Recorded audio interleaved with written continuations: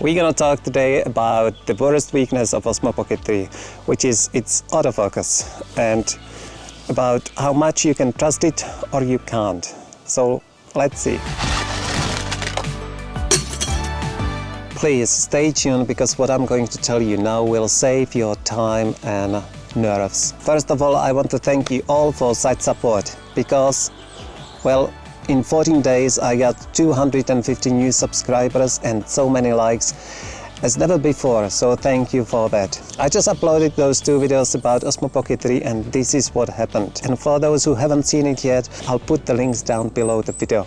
I get so many ideas that I'm afraid to shoot with Osmo Pocket, because Osmo Pocket is quite fragile and I need something sturdy and durable. And next time I want to show you crazy things that I'm doing with this one. This one is not to replace Osmo Pocket, this one is to complement.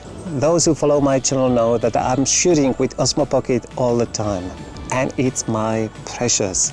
I totally love this camera, and the results that I get from that little tiny pocket camera are amazing.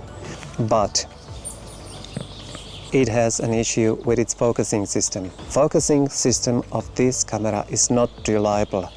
And if there was just one word I could describe the focusing system of this camera, it would be chaotic or undecisive. You can't blame it on price, because this camera is not cheap. Sony cameras at the similar price range have got very accurate and fast autofocus. Enough talking, I'll show you some examples. Let's begin with the continuous focusing mode, which is, in my opinion, the worst one, the least reliable one. In this mode, camera is free to focus on anything, and it's focusing all the time, it never quits, and it gets confused really easily, especially when there is bright background or contrasty background.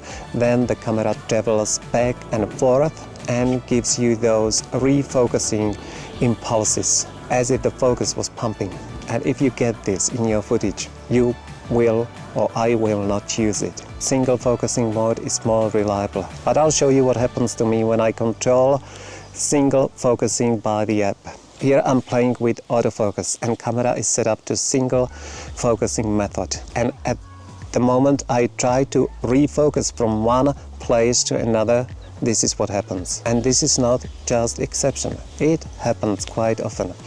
And you finally get the focus to the point where you want to have it, but with that pumping, I found out that the most reliable is tracking, and especially when you are close like this and you are alone in the frame. Longer distances, and especially in a group of people or in some traffic, it doesn't work so good. But used like this, it's the most reliable system of all of these. And some people complain about this unnatural movement when it follows you. I don't mind about this. I'll rather be in focus with this motion than being without usable footage. And because I know these issues, I changed the way I shoot with this camera. She wants to go home, so I think we will have to go. By the way, if you are new here and you like what you are watching, I'll be really happy if you subscribe and follow my channel, which will make my day. I'll never use continuous focus again in situations like this. There is a lot of layers in the frame and me moving in the front, and you can see that pumping focus is so fast and furious, and it results in totally unusable footage. I would rather have the option of infinitive focus here. You know, anyway, you can't reach shallow depth of field in the shots like this with this camera. So why not have infinitive focus? It would be a really nice option to have. And honestly, I would rather film this situation or this shot with Action 4, not to have that annoying refocusing. In shots like this, you will have to use single focusing method with this camera. Otherwise, you will get what you have just seen. And you will have to be reconciled with the fact that there's going to be some places not in focus. When you refocus using the app, I would definitely suggest to check it on site. And I have to check it on my phone because I'm not able to see that pumping on that little display. definitely it's better to check twice than to get home and be unhappy. I love this camera, but I don't trust its focus.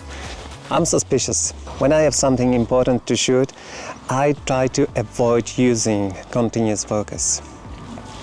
On the other hand, I love dynamic shots, and when I know that I have time to play and that I can repeat action, then I give it a try and I use continuous focus. And I shoot much more than I would usually do, and I choose the best parts at the computer. Tracking with this camera is most reliable, and it's actually very good. And I believe it's because you define the place for the camera, and then it knows what's important to you, and then it's easier for the camera to focus. I believe it would be really helpful to separate those two systems. People complain about this unnatural movement. That is just one extra step that I would take really happily, and here is my suggestion how it could actually work. As you would draw the box, there would be two icons popping out, one red and second green. And guess what? If you tap the green one, camera would work as we are used to, with the motion. And if you tap the red one, you would actually forbid the camera motion. And then you would just see the green box traveling across the frame, but camera would stay still. It makes sense, right? So thank you for watching so much. I hope this was helpful to you. And if it was, give it a like and follow my channel. And next time I'm gonna be playing with Action 4 and Osmo Pocket 3, which is fantastic creative combo. So believe me, we're gonna have a lot of fun. So see you next time. Bye bye.